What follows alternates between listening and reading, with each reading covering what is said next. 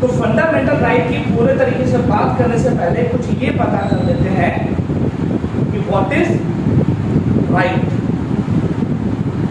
पहले हम अधिकार, मूल अधिकार पर बात करेंगे। वैसे इंपॉर्टेंस बनाने के लिए आपको मैंने थोड़ी आपको बताया, मूल अधिकार पर बात करेंगे। पहले ये जान लें कि भारत में अधिकार का मतलब क्या है, या कहीं पर भी अधिकार का मतलब क्या होता है, क्योंकि अब इस तरह के कॉन्सेप्चुअल क्वेश्चन आपसे पूछे जा रहे हैं।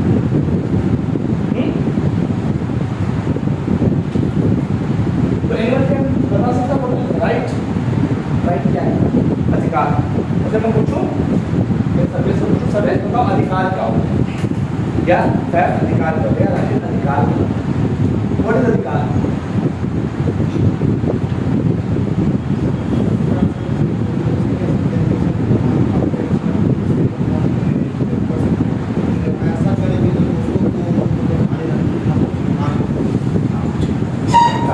कुछ ऐसे रिलेशन जिसमें सब फिट बैठ जाए।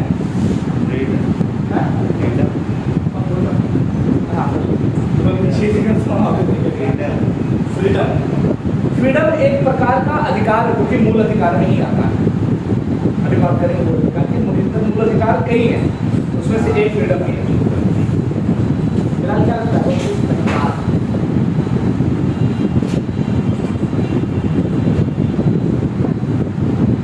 श्रेया, क्या लगता है आपको क्या लगता है, क्या आप अंदर से क्या अधिकार का बहुत ज़्यादा लंबा लेक्चर नहीं आ सकता।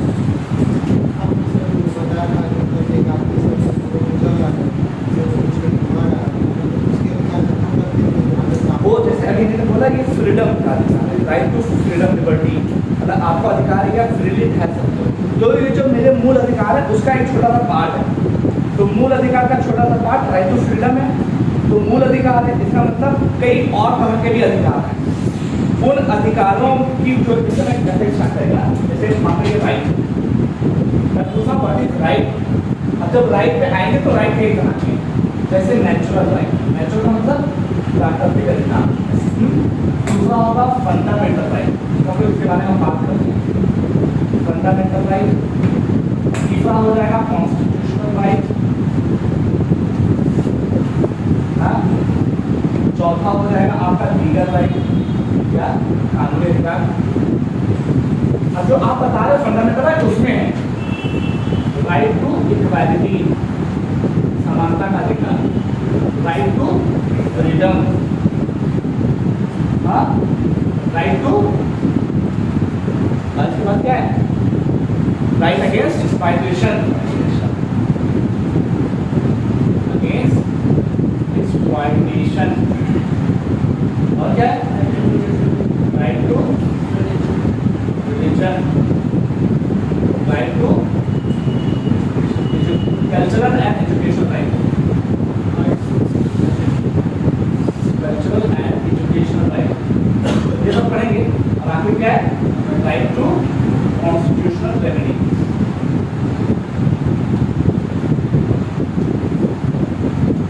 तो जो आप बता रहे हो इसका एक छोटा सा अनुमान, ठीक है। तो मेरा क्वेश्चन आपसे क्या है, एक है क्वेश्चन पूछा भी क्या है, 2018 में ये पूछा गया था स्टेट की डेफिनेशन, और 2017-18 में बोला गया था कि स्टेट का मतलब क्या है, और वही 2021 में उसको और इलैबोरेटिव फॉर्म में पूछा गया।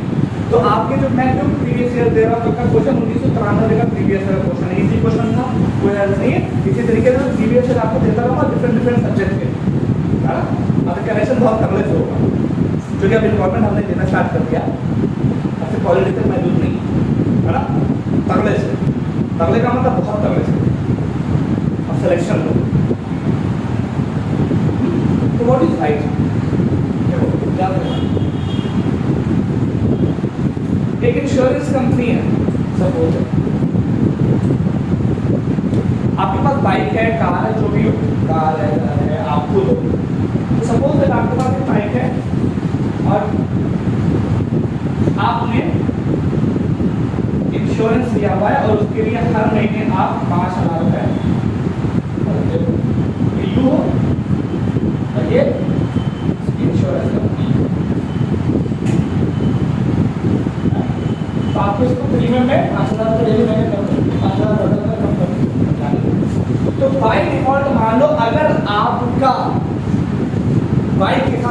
एक्सीडेंट बट हो गई, कुछ हो गया, एक्सीडेंट हो गया, कुछ भी हो गया, तो क्या होगा, ये जो इंश्योरेंस कंपनी है ये आपको उसको ठीक करा के देगी, वापस करके देगी, जो भी करके देगी वो ये देगी। मतलब जब आपकी बाइक खराब होगी तब आप इस पे क्या करोगे, क्लेम, और क्लेम करने के बाद ये आपको क्या कर देगी, आपकी चीजों को वापस कर देगी। It is right, right is a claim. अब देखो यहां पे क्या है, यहां पर इनका राइट था इंश्योरेंस कंपनी के पास, तो इन्होंने क्लेम किया। क्यों किया, क्योंकि ये 5,000 रुपए प्रीमियम के रूप में दे रहे हैं। अब अगर जैसे हम हैं, तो मैं क्या बोल रहा हूं, राइट हमारा है क्लेम, तो यहाँ पे इंश्योरेंस कंपनी, तो यहाँ पे कौन होगा, नहीं, सुप्रीम कोर्ट हमको फैसला दिलवाएगी अगर नहीं होगा, लेकिन कौन हमारे बिल को फुलफिल कर रहा होगा, स्टेट, स्टेट की जिम्मेदारी है ना। तो right is nothing, right is a claim जो कि आपको भारतीय होने के ऊपर मिले। कुछ राइट है जो फॉरेनर को भी मिले, वो अलग बात है, फॉरेनर को भी मिलेगा, लेकिन आपके भारतीय होने की वजह से आपको कुछ अधिकार मिले और उसको आप क्लेम कर सकते हो अगर उसको कोई आपसे छीने, और फिर छीनेगा कौन, स्टेट, कौन छीनेगा, स्टेट, और अगर छीन रहा है तो उसकी भरपाई कौन कर देगा, कौन करवाएगा, देखो साइंस। तो डेफिनेशन में आप ये देख सकते हो, right is a claim by which you can protect your fundamental right. एक तरह का क्लेम है जिसको आप जब आपके साथ खनन हो तुरंत उसके ऊपर क्लेम करें, आप उसको बचा क्लेम। तो यहाँ पे कुछ वर्ड बहुत इंपॉर्टेंट तरीके से आएंगे, जैसे कि मैंने अभी एक वर्ड यूज किया, state. Right is a claim, right is a claim by which you can protect your fundamental right. समझाने के लिए बस कोई इस तरीके राइट एक तरीके का क्लेम है, मतलब कि आप उसको कहोगे ये मेरा अधिकार, तो आप उससे अपना फंडामेंटल राइट क्या रखना, राइट क्लेम हो गया। अब देखो, तो अब ये राइट होते कितने कितने तरह के हैं, कई तरह के, लेकिन जो मेजॉरिटी में जो राइट है जिनको आपको पढ़ना है, जिनको आपको समझना है, उसके बारे में आपका नाता वाला चलेगा, वो ये कुछ इस तरीके। नंबर 1 में क्या था, नेचुरल राइट, ऐसे अधिकार जो कि आपको प्रकृति से फ्री में मिले, मतलब नेचुरली फ्री में मिलेगा आपको। अब नेचुरली आपको क्या मिलेगी, सनलाइट मिली है, एयर मिली हुई, फ्री में मिलेगा, सबको मिलेगा, आपको ऐसा तो है नहीं कि हमको नहीं मिलेगा।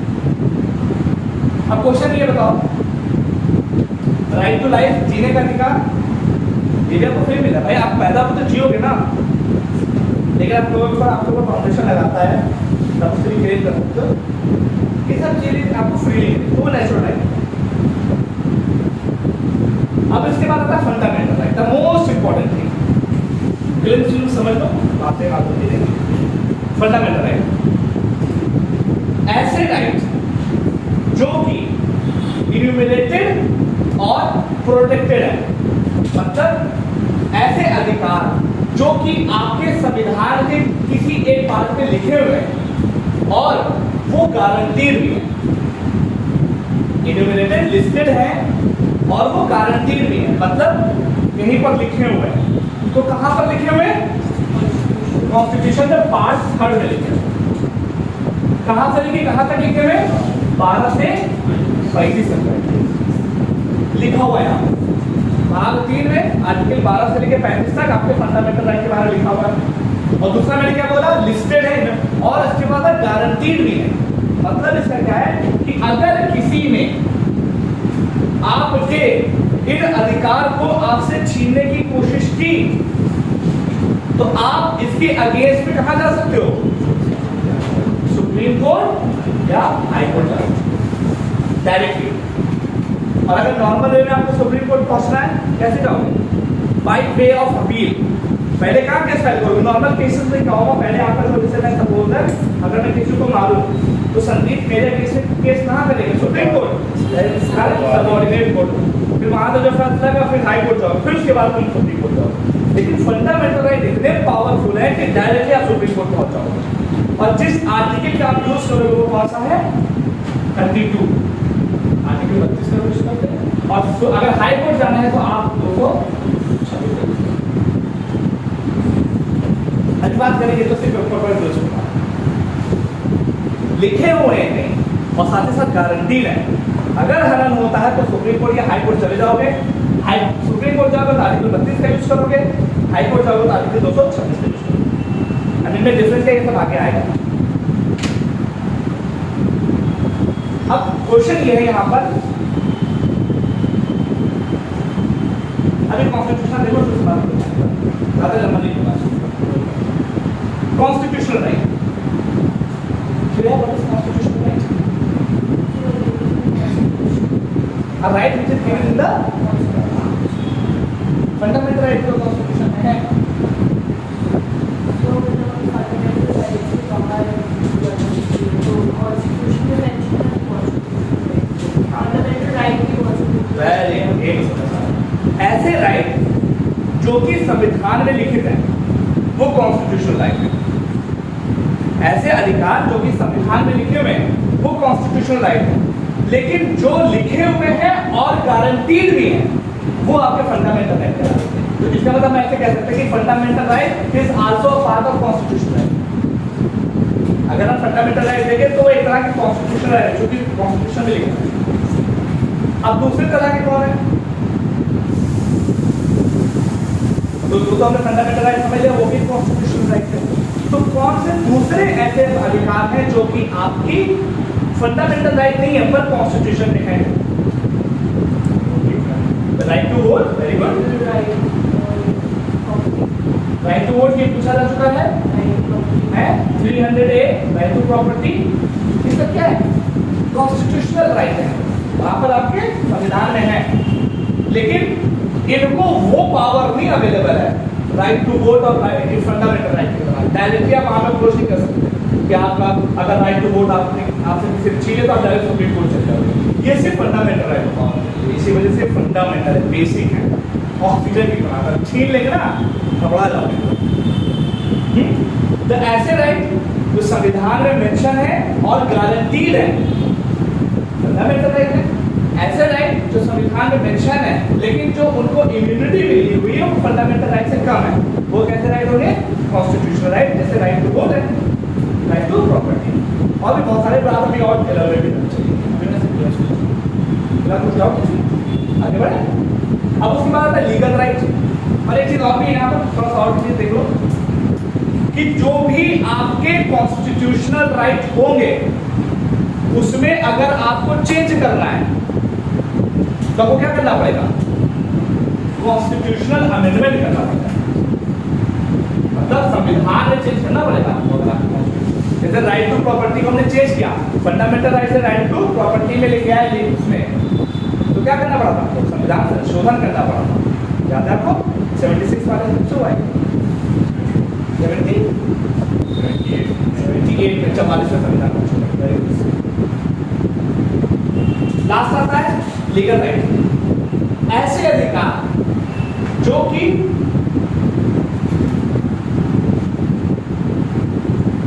पार्लियामेंट के सेंट्रल गवर्नमेंट के स्टैट्यूट या स्टेट गवर्नमेंट के स्टैट्यूट, मतलब अगर कोई लॉ सेंट्रल गवर्नमेंट बना दे उसके अंतर्गत जो अधिकार होंगे वो आपके लीगल राइट। जैसे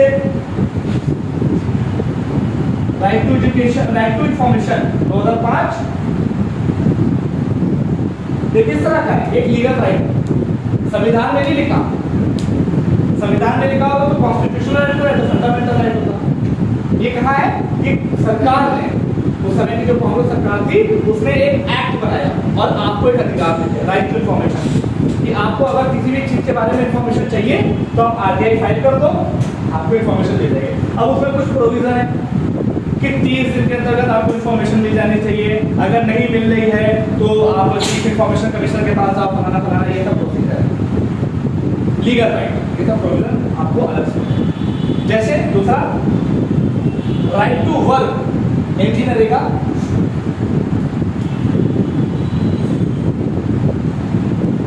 ये भी 2005 में आया था, 2008 में आया। इसमें क्या है, एक साल में 100 दिन का 10,000 का है इंतजाम, ये कोड चलता था जब आई, मुझे याद है बहुत अच्छे से, दीवारों पे लिखा होता था स्कूलों की, एक साल में 100 दिन का 10,000 का है इंतजाम, उसमें लाइन चलती। उसमें क्या है, सरकार ने कानून बनाया कि ऐसा कोई भी पर्सन जो कि कैजुअल वर्क करना चाहता है, कैजुअल वर्क है ना, ध्यान रखना, इंजीनियर की मेन बात क्या है, वहाँ पे कैजुअल वर्क है। कैजुअल वर्क वो वर्क है कि जिनके लिए आपको किसी एक पर्टिकुलर स्किल या डिग्री की जरूरत नहीं है।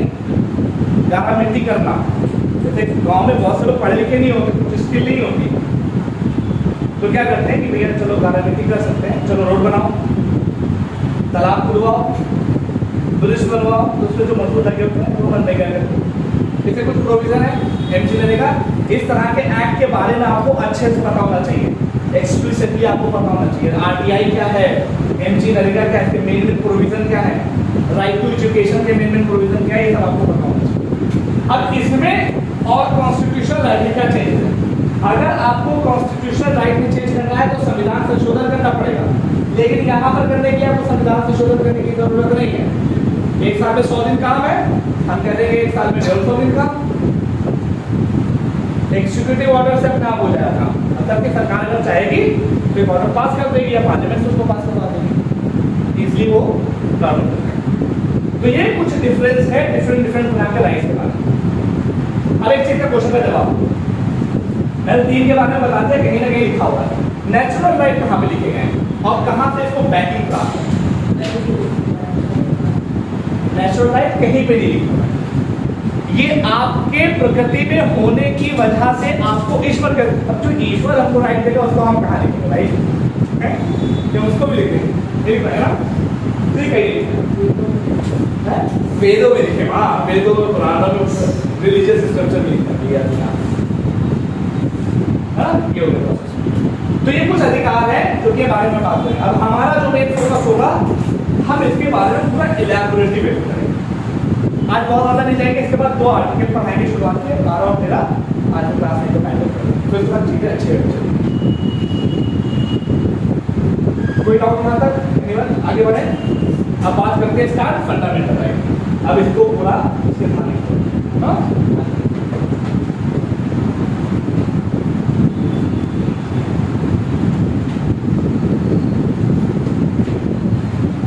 मैं एक बात बोल रहा हूँ, यहाँ पर क्लास जो रहेगी उसके लिए पहले आपको पढ़ के आना पड़ेगा, तभी मजा आएगा, नहीं तो फिर नहीं मजा आएगा, नहीं तो उसके बाउंस हो जाएंगे। हाँ ठीक है, देखो कुछ बेसिक फैक्ट मैं लिख दे रहा हूँ कि जो फंडामेंटल राइट है ये पार्ट संविधान का पार्ट 3 है, और जिसमें आर्टिकल 12 से लेके 35 के बारे में बात की है, और जिसमें पहले 7 तरह के अधिकार थे, हाँ? अब कितने बचे हैं, 6, और एक जो खत्म हुआ वो कब खत्म हुआ, 1978 44 कॉन्स्टिट्यूशन अमेंडमेंट के बाद अभी 6 बचे। अब 6 कौन कौन से हैं, राइट टू इक्वालिटी, मतलब कि समानता का अधिकार, समता का अधिकार 14 से लेके 18, राइट टू फ्रीडम 19 से लेके 22, राइट अगेंस्ट एक्सप्लॉयटेशन, ठीक है, 23, 24, राइट टू रिलीजियस फ्रीडम 25 से 28, cultural and educational right 29 and 30,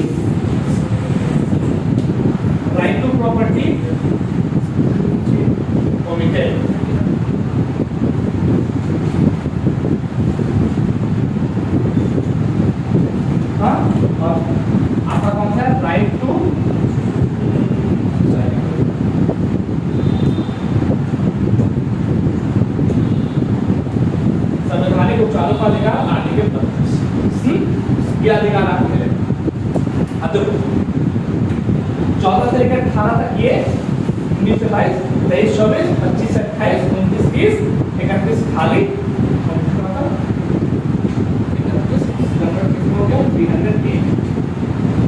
32वां यहाँ पे लेके रहना फंडामेंटल लाइफ है 12 से लेके 35 तक, तो 12 13 33 34 35 कहाँ गया? हाँ देखो 12 13 33 34 35 ये वो कंट्रोवर्शियल आर्टिकल है जिसका एक्सप्लेनेशन शायद बड़ा दिक्कत करती है। बस आज 12 13 बात करेंगे। देखो ये तो हम पूरा स्ट्रक्चर बात करेंगे। आज हम बात करेंगे आर्टिकल 12 जो कि हमने स्टार्टिंग कर दी 14 से 18 तक। आर्टिकल 12 क्या है उसके बारे में थोड़ा देखेंगे, 33 34 35 आ जाएंगे। देखो आर्टिकल 12 की बात करेंगे आज। आर्टिकल मैं चाह रहा हूँ कि एक बार को एक्सप्लेन करें what is article 12। Shreya article 12 and Lal article 13 I hope कि पढ़ा होगा। डेफिनेशन ऑफ स्टेट कौन सा राज्य?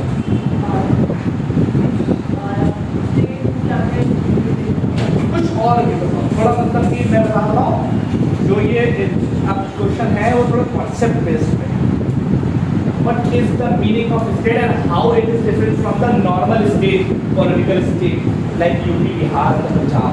So state, the central government, state government, or any entity which is related like कोई भी अगर कोई कंपनी भी है और वो प्राइवेट गवर्नमेंट ओन है या फिर उसमें गवर्नमेंट का थोड़ा सा भी शेयर है तो वो भी स्टेट में इंक्लूड होगा। तो अभी मैंने क्या बताया था कि अगर आपके इन ठीक है एकदम थोड़ा सा ऐड ऑन करो एकदम। ये जितने आर्टिकल हैं अगर इनका आपसे कोई हनन करता है, आपसे इनको कोई छीनता है, कोई भी कोई स्टेट की डेफिनेशन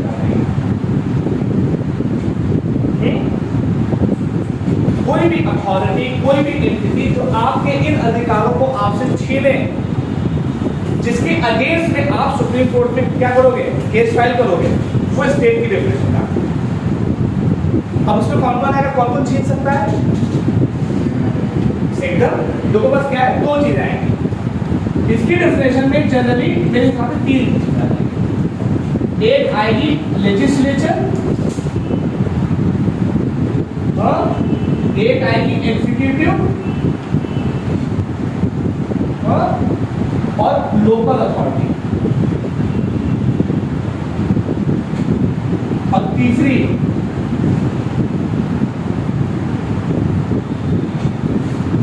अटैचमेंट विद, समझने की कोशिश करना, लेजिस्लेचर एंड देखो लेजिस्लेचर का मतलब जो कानून बनाने की संस्था है। अब कानून बनाने की संस्था कौन है? यूनियन पे पार्लियामेंट है और स्टेट पे कौन है? Legislative assembly. इसका मतलब पार्लियामेंट और यहाँ की जो विधानसभाएं हैं पूरे भारत में जितनी भी हैं, बिहार की विधानसभा वो भी इसमें आ जाएगी, पार्लियामेंट वो भी इसमें आ जाएगी। इसी तरीके से एग्जीक्यूटिव कहाँ पे? सेंटर पे, स्टेट पे भी है, तो central executive state executive, simple. Local authority panchayat और दूसरा म्युनिसिपैलिटी, और तीसरी क्या लिखेंगे? Attachment with legislature. और ऐसी कोई भी बॉडी जो या तो गवर्नमेंट ऑफ इंडिया के अंतर्गत काम कर रही हो, गवर्नमेंट ऑफ इंडिया का काम कर रही हो, स्टेट लेजिस्लेचर के अंतर्गत काम कर रही है, स्टेट लेजिस्लेचर का काम कर रही है, स्टेट लेजिस्लेचर के लिए काम कर रही है। मतलब जैसा कि शेयर बोला, किसी भी तरीके से अगर उसमें सरकार का चाहे 8% शेयर हो, वो सब स्टेट की रेफरेंस। सिंपल सा लॉजिक है। जैसे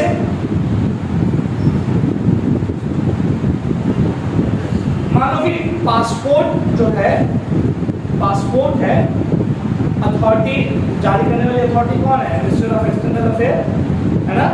minister of external affair passport वासपोर्ट जारी करने का प्रोसेस थोड़ा अटैचमेंट है। लेकिन इस रिस्पेक्ट में उसने काम सपोज है टाटा टीसीएस को दे रखा है। टीसीएस क्या है, प्राइवेट एंटिटी है, लेकिन काम किसका कर रही है, गवर्नमेंट ऑफ इंडिया का। तो वो टीसीएस है प्राइवेट एंटिटी, लेकिन सरकार का काम करने की वजह से वो इसका है। तो अब इसको अगर इस तरीके से समराइज करते हुए, जैसे श्रेया के जैसे बहुत परफेक्ट थी कि ऐसी कोई भी चीज कि जिसकी वजह से आपके फंडामेंटल राइट का हनन हो, वो सब स्टेट की डेफिनेशन में जनरली आ जाएंगे। उसमें एज पर दी कॉन्स्टिट्यूशन आर्टिकल 12 के आधार पर सेंट्रल गवर्नमेंट की लेजिस्लेचर, स्टेट गवर्नमेंट की लेजिस्लेचर, सेंट्रल गवर्नमेंट की लेजिस्लेचर को पार्लियामेंट कहते हैं, स्टेट गवर्नमेंट की लेजिस्लेचर को लेजिस्लेटिव असेंबली बोलते हैं। Central executive, state executive, panchayat, municipality और ऐसी कोई भी प्राइवेट संस्था या ऐसी कोई भी संस्था जो सरकार के तरीके से काम करती है। आप बताएं एम्बेसीज में आएगी, एम्बेसीज डिफरेंट एम्बेसीज में आएंगी, हाँ आएंगी डेफिनेटली, सरकारी की तो है, आएगी डेफिनेटली आएगी। एम्बेसी मतलब दूसरे देश में एम्बेसी, कुछ भी रूल्स एंड रेगुलेशन बन जाए तो इसमें आएगी किसी भी तरीके से। स्टेट की डेफिनेशन। अब एक चीज और बनती है, लेजिस्लेचर जब कुछ बनाती है, लेजिस्लेचर जब कुछ बनाती है तो उसको हम क्या कहते हैं, एक्ट। हाँ, लेकिन एग्जीक्यूटिव के द्वारा बनाए गए कानून को क्या बोलते हैं, ऑर्डर, ऑर्डिनेंस है। आज ही कहीं क्वेश्चन बताना इसके बारे में कि लेजिस्लेचर जब कुछ कानून बनाती है तो क्या होता है, एक्ट बनता है। जो लेजिस्लेचर पार्लियामेंट से पास होगा, स्टेट लेजिस्लेचर के जरिए, तो लोकसभा से पास होगा, राज्यसभा से पास होगा, प्रेसिडेंट से पास होगा, तो एक्ट बनेगा। तो एग्जीक्यूटिव के द्वारा बनाए गए जो कानून होते हैं वो क्या नाम दिए जाते हैं, जैसे मैंने बोला ऑर्डर, बाय लॉस, ऑर्डिनेंस, इसके बारे में बात करेंगे। तो ये प्रोसीजर है, ये स्टेट की डेफिनेशन। यहाँ तक कोई डाउट है? आई थिंक तो होने चाहिए बेसिक। उसके बाद आर्टिकल 13 क्या करता है, फिलहाल आर्टिकल 13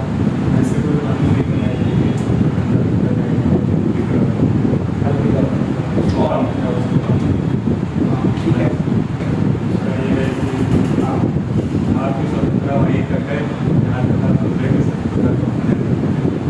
पहला वाला देखो, दो कंडीशन,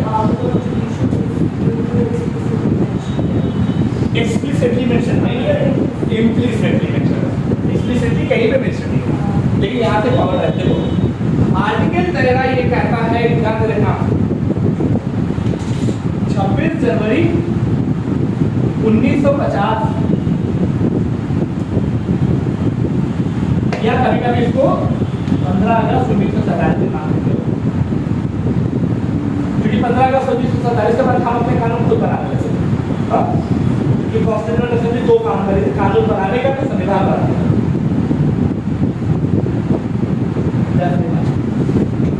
इसके बाद क्या हुआ है, यहाँ पर तक तो गवर्नमेंट ऑफ इंडिया काम कर रही है, हाँ? और इससे पहले क्या हो रहा है, ब्रिटिशर्स।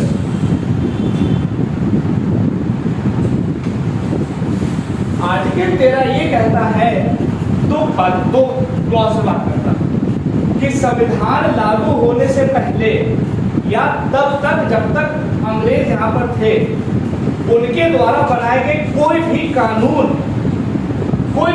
अब उनके द्वारा बनाए गए कानून कौन कौन से हैं, जैसे आईपीसी उन्हीं के द्वारा 1860 में बनाया गया, उनके द्वारा बनाया गया कोई भी कानून अगर आपके फंडामेंटल राइट को कर्टेल कर रहा हो तो उसको,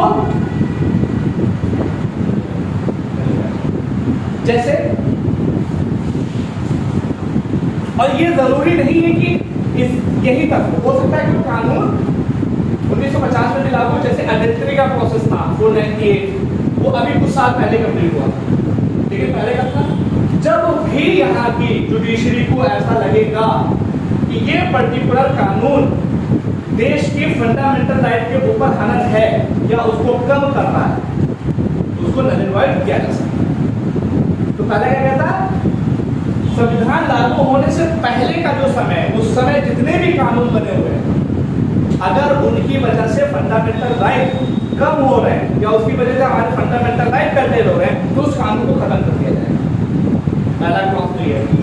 दूसरा क्लॉज ये कहता है कि देश में संविधान लागू होने के बाद जो अब लॉ बनाए जाएंगे, अगर वो फंडामेंटल राइट के साथ कॉन्ट्राडिक्टरी होंगे तो उसके ऊपर क्या किया जाएगा, उसको भी नल एंड वॉइड कर दिया जाएगा। और अगेन ये करेगा कौन? जुडिशरी। और जुडिशरी किस पावर का यूज करेगी? जुडिशियल रिव्यू का यूज। सो कंडीशन, संविधान लागू होने से पहले जो पुराने लॉ हैं, उन किसी भी लॉ की वजह से हमारे कोई भी फंडामेंटल राइट का हनन हो रहा हो, उस लॉ को दबा दिया गया। जैसे सेक्शन 377 ट्रिपल तलाक वाला कौन सा कॉन्सेप्ट था? ट्रिपल तलाक जो था ट्रांसजेंडर वाला, अरे 30 ट्रिपल तलाक कौन सा कॉन्सेप्ट था? ट्रिपल तलाक पुराने टाइम का था, खत्म कर दिया गया। उनको लगा वुमेन्स के जो राइट हैं, राइट पे पेरेंटल हनन हो रहा है। अडल्टरी 498 राइट टू प्राइवेसी पे असर हो रहा था, उसको खत्म किया जा सकता है। अब government of India, government of India नहीं, यहाँ पे मैं बोलूँगा स्टेट, अगर जितनी भी डेफिनेशन यहाँ पे दी गई है, ये स्टेट किसी भी तरह का कोई लॉ बनाते हैं, स्टेट आर्टिकल 12 के तहत जितने भी अथॉरिटी है वो कोई भी लॉ ऐसा बनाते हैं जिससे आपके फंडामेंटल राइट का हनन पड़ रहा है, तो उसको चेक किया जाएगा, उसकी संवैधानिकता को चेक किया जाएगा, और अगर रियल में होंगे तो उसको खत्म कर दिया जाएगा। फंडामेंटल राइट से कंट्राडिक्टरी नहीं है। This is your article 13। Is that simple? I hope ये चीजें क्लियर हो। Any doubt? डाउट हो तो पूछ सकते हो, बाकी एक बात आती है। देखो आर्टिकल 13 ये कहता है, दो कंडीशन बताता है कि संविधान लागू होने से पहले जितने भी आपके ऐसे लॉ जो पहले ब्रिटिशर्स ने बनाए वो खत्म तो किए नहीं गए, लेकिन अगर उनकी वजह से लगता है कि आपके फंडामेंटल राइट कम या खत्म हो रहे, दिक्कत में आ रहे हैं, तो उस लॉ को खत्म करो। ये कंडीशन है। दूसरी कंडीशन क्या कहता है कि संविधान लागू होने के बाद अगर ये जो स्टेट है, स्टेट का मतलब क्या? आर्टिकल 12 में जितनी चीजें बताई गई, पार्लियामेंट, विधानसभाएं, central government, state government, Panchayati Raj, municipality और कोई भी ऐसी संस्था, कोई ऐसा लॉ बना चाहिए जिससे आपका फंडामेंटल राइट का खत्म हो रहा है, उसको भी ये करेगा कौन? जुडिशरी। और जुडिशरी करेगी तो किस टूल के वजह से करेगी? Judicial review. तो दिस इज फॉर टुडे, बाकी की बातें आगे करेंगे, है ना? तो अब इसको मतलब